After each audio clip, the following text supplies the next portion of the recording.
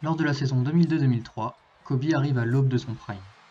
En saison régulière, il réalisera 9 matchs consécutifs à plus de 40 points de moyenne. Oui, 9 matchs. Mais l'équipe semble moins forte que les dernières années.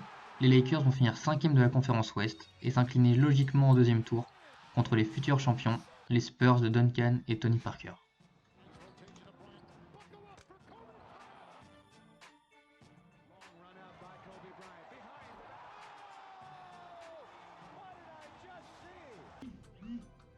La saison suivante, Karl Malone et Gary Payton, deux énormes stars vieillissantes, viennent rejoindre les Lakers pour former un quatuor incroyable.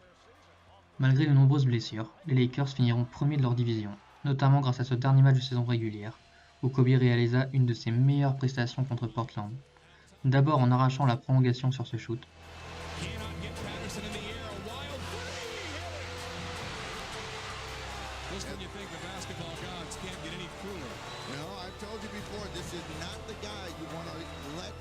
puis en donnant la victoire sur celui-là.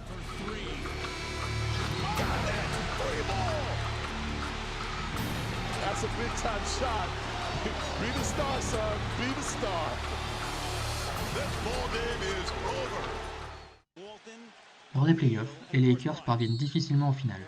Ils joueront contre les Pistons. Cette finale ne sera que plus disputée, malgré ce shoot au buzzer de Kobe qui ramènera les Lakers à un partout. Less than 5 from way outside. Got it! Oh man! With 2.1. Les Lakers, pourtant favoris, s'inclineront 4-1. Malgré leur équipe de superstars, la tension entre Kobe et Shaq est de plus en plus visible. Kobe est de plus en plus égoïste et cela agace le Shaq. Après cette défaite, l'entraîneur Phil Jackson décide de quitter l'équipe et Shaquille O'Neal est tradé à Miami. Kobe se retrouve donc seul aux Lakers et son équipe ne parviendra pas à atteindre les playoffs, une première depuis 1994. Lors de la saison 2004-2005, personne ne croit aux Lakers. Mais les performances incroyables de Kobe vont leur permettre d'atteindre les playoffs. D'abord, le 20 décembre 2005, il marquera 62 points en 3 quarts-temps contre Dallas, soit plus que toute l'équipe de Dallas réunie. Un mois plus tard, Kobe va réaliser un des matchs les plus fous que l'on ait jamais vus.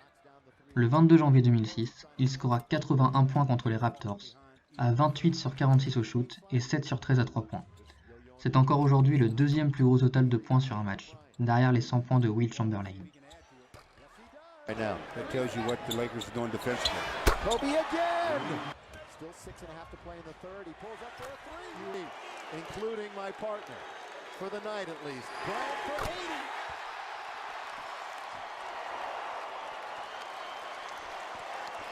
Did I miss anything while I was gone? Just another one in many. Oh, okay. Kobe Bryant, 28 for 46 from the field. This would be 18 for 20 from the line, and an 81 point to this crowd for number 8, Kobe Bryant.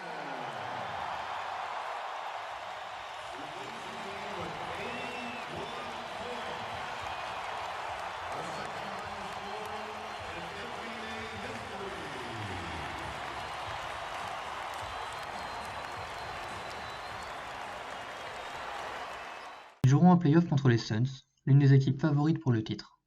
Ils sont une nouvelle fois sur le point de créer la surprise. Ils mèneront 3-1 grâce à ce shoot ultra clutch de Kobe dans le match 4.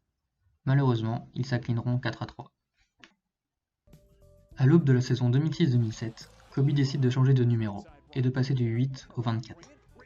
Il réalisa lors de cette saison une nouvelle performance unique. Il scora 50 points ou plus lors de 4 matchs consécutifs. 65 points contre les Blazers, 50 contre Minnesota, 60 contre les Grizzlies et 50 contre les Pelicans. En play-off, ils joueront une nouvelle fois contre les Suns, qui cette fois s'imposeront facilement en 5 matchs. Entre 2002 et 2007, Kobe aura vécu une période très contrastée. Malgré des performances historiques au scoring, il n'aura pas su mener son équipe lors du départ de Shaq. Kobe est bien seul à Los Angeles, et songe même à partir durant la Free Agency 2004, ou à être transféré en 2007. Cependant, il restera, et l'arrivée d'un pivot espagnol va faire basculer la suite de la carrière de Kobe.